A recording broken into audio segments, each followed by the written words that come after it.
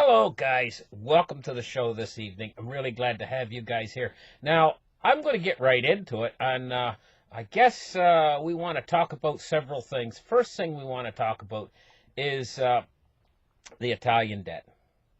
Okay, I got a map right here, and I want you to look at it. And what we're looking at is what countries are holding the most Italian debt. And we see Spain is at 21.4 billion. Now, okay, we see France is at 285 billion euros. Spain's at 21.4 billion euros of Italian debt that they're holding. You know, the thing about it is because Spain is in a very bad situation, not quite as bad as Italy, but pretty darn bad. That $21.4 billion, if Italy goes down, I mean, that $21.4 billion might be as hard for Spain as it is for France. But I'm going to tell you, $285.5 billion France has basically, of money they don't have, has bought Italian debt. What are they thinking? Broke countries, basically buying the debt is like lending the other country money. A broke guy lending another guy money he doesn't have. This is what it's like, So France has loaned Spain, Spain don't have any money. They've loaned $21.4 billion. Germany, over $50 billion. Belgium, $25 billion. The United Kingdom, $17.4 billion to Italy. This is why, quite recently, they've been buying more Italian bonds to keep Italy solvent and to keep their bond prices, to keep their bond yields down. Because I'm going to tell you, if the bond yields in Italy go over 6 or 7%, Italy can't service its debt. Now, you know that interest rates are rising worldwide. We've went through this period for 10 years of 0% interest rates. This is why they've been able to service the debt worldwide, is because we've went through this ultra-low period of being able to service the debt all around the world. We're running smack into the wall now, is what we're doing. And things are being kept going by actually extending more credit out and creating more debt. That's how they're keeping the system going right now. But that's just expanding it and making it all worse. The world is awash. Everything's over-leveraged. Now, here's the thing. We're going to talk about Deutsche Bank for a minute. Now, okay, let's go back to Italy just for a second. If Italy runs into troubles, all these other countries in the Eurozone are going to be in trouble too. This is an untenable situation. And we know Italy's going to run into trouble. Because what's going to happen is we know that the Italian government is sympathetic to the Yellow Vest movement in France. And we know that the Italian government now is done deals and everything so that they can keep the spending programs going. And we know that there was an issue with them in the European Central Bank there not long ago. All of this hasn't went away. And the people in Italy are going to want to consume more and more and more. And the people are only going to they're not going to take any austerity anymore. But where's the money going to come from, for all of this? Now let's talk about Deutsche Bank for a minute.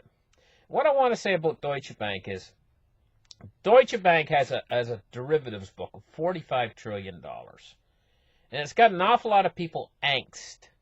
Like people are upset, really upset. They're saying, oh, how can possibly this, if Deutsche Bank goes down, everything's gone, everything's over. But actually, no, it's not.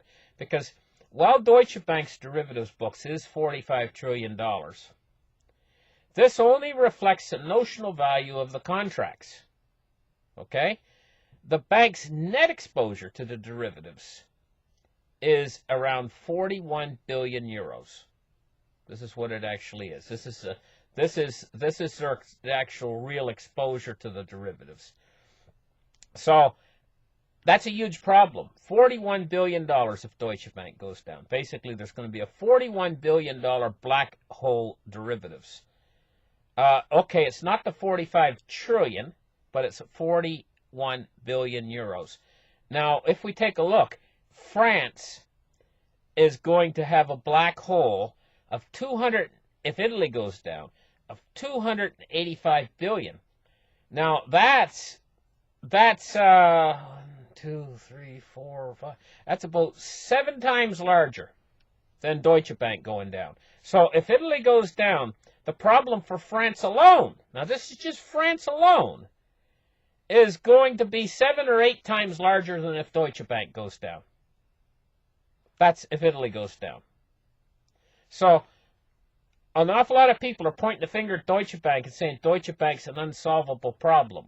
But at $41 billion, it would be an awful lot easier problem to solve than France if France actually has a problem because Italy has a problem. So Italy has a problem, then France has a problem. France has got a problem 7 times bigger than Deutsche Bank. Okay, so picture 7 Deutsche Banks. That's what France's problem's going to be. And where's France going to get the money?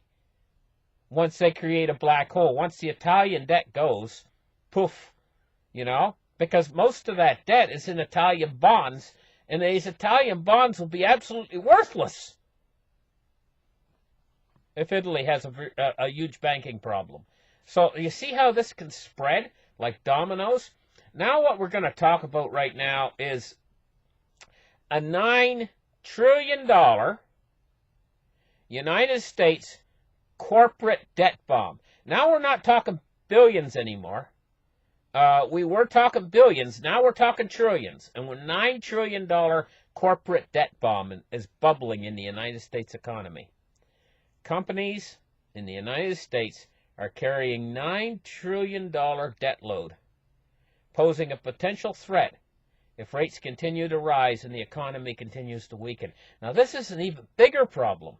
Now I said that France alone will have 7 times bigger problem than Deutsche Bank. This is 10 times bigger again. The corporate debt bomb that's bubbling in the United States. Now it says that most Wall Street bond experts think that this issue is contained for the next 12 to 18 months. Okay, let's analyze this for a second. It says most Wall Street bond experts. Not all? That means that some of these bond experts probably think that it's going to blow up sooner. It says most Wall Street bond experts think that the issue is contained for 12 to 18 months.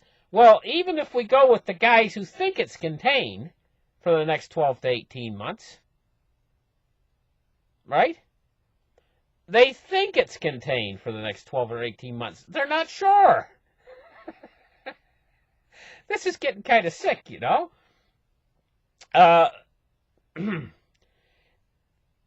Though one says markets angst is not misplaced. In other words, this is bad. This is really bad. It says a principal worry is over the company's teetering between investment grade and junk that could cause market trouble should their standing deteriorate. Okay, so it's going to be hard for them to service all of this once we get rates starting to rise. Now, the Fed, you know, they've come out and they've said, hey, you know what, we're going to do all this easing, you know, we're going to go back to quantitative easing, and, the quantitative tightening, we'll stop that, and all this kind of stuff. But they haven't done any of this yet. They haven't done any of this yet because if they do any of this, the dollar's going to take a tank. You know? They know that. They're stalling. Meanwhile, while they're stalling, and while they're giving us all, Wall Street, all this good news, in the back door, they're shoveling the money out of the system right now, and they're raising interest rates. And they have been raising interest rates for quite a while now, and they show no sign of abatement in raising interest rates. I think they're going to try to get one more rate hike in. This is what I think they're going to go for. One more 25 basis point rate hike.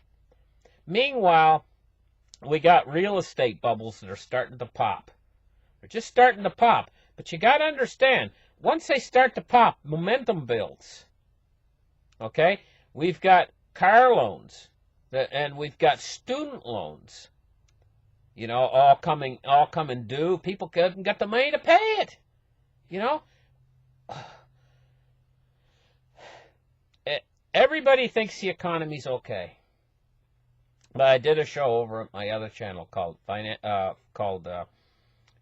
the Delta Report. You know, if you guys haven't subbed there, run over and sub over there. I did a show today over there where I did a demonstration of what the economy's like, and basically what it amounts to is they do an experiment, science experiment, where they take a barrel, you know, and they put water inside it, and they boil the water with a Bunsen burner underneath the barrel. And basically they let the steam come out of the barrel. And then a guy puts a cork on the barrel, you know. And then they pour cold water on the barrel. And what happens is the barrel all of a sudden goes whoosh, it just implodes. But seconds before it implodes, the barrel looks perfectly good. Looking at the barrel looks great. That's the economy right now. The economy looks great. And then all of a sudden, ba-boom! If conditions are right to create it so that that barrel will implode on itself, then you get a sudden reaction that's a knee-jerk reaction, because the people that stand around and watch this happen, they know what's going to happen. They already know, right? But when it actually happens, it takes them by surprise. And why it takes them by surprise is because the forces of nature cannot be stopped. Right? It cannot be stopped. And what's happened here is the economy is the same way. You just cannot create all these internal pressures inside the economy and expect it to remain just steady forever. They've held this thing off so long. It's just like the barrel's ready to implode, but it hasn't imploded yet. And everybody has this, what's called normalcy bias.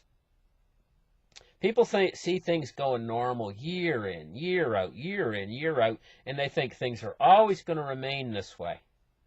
It's called normalcy bias, right? And people think things can never happen, something can never happen, until it happens, and it happens suddenly. And this is kind of the situation that we're in right now. I see it as a calm before the storm, an enormous financial storm. And what this financial storm is going to do is it's going to increase the amount of, like, a pendulum effect between deflation and inflation. And it's going to start swinging violently between these two. And what's going to happen is the world central banks are going to rush in, and they're going to create inflation. But the deflation is going to push in the opposite direction. It's going to start, like, it's almost like, have you ever been following behind somebody down the highway and sometimes they got a trailer? A trailer can go into something that's called a fishtail. It starts to whoosh back and forth. Have you ever been traveling with a trailer behind you down the highway and had it start to fishtail? You know? And this is a reaction that's like back and forth. The trailer's going back and forth. Well, that's what the economy's like right now, swinging pendulum between inflation and deflation. And so we could get a deflationary shock. The Fed comes in and tries to stop that deflationary shock. And what they do is they send it in the opposite direction, and it starts to wing back and forth really violently, the economy in these swings. And this causes an awful lot of volatility.